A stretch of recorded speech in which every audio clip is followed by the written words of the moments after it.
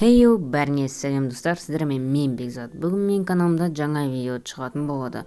Сондықтан да қазір видео бастамай жатып, мен каналыма тіркеліп, лайк басып және де комментарий жазыңыздар. Ал ең күшті комментарийлер видеода болады. Ал енді осы видео басталады.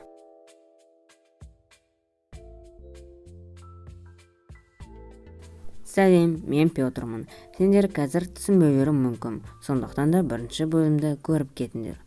Сол тауық бәрін шақырғаннан кейін менің қасымда 10 жануар болған. Олардың барлығы маған қарап тұрды, бір нәрсені күтіп. Содан кейін мен сәлем дедім. Брит маған айтты, сен шынымен де бізді түсініп тұрсың ба деп. Мен оған иә дегенмін. Олар сыбырлап сөйлесу бастаған.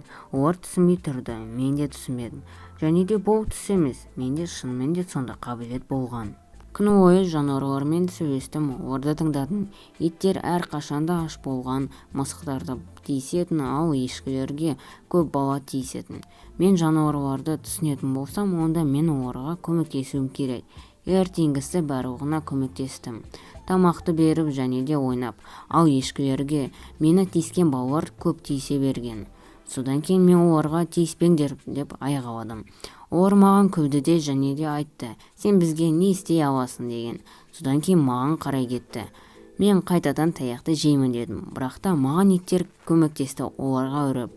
Содан кейін олар тоқтады, ал иттер олардың артынан жүгіріп кеткен.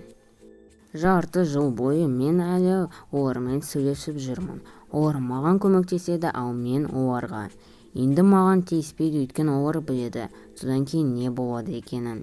Бірақ та енді мені ауру бала деп көбірек айту бастаған. Өйткені мен жануарлармен көбірек сөйлесу бастағанмын. Өйткені олар білмейді менің қабілетім туралы.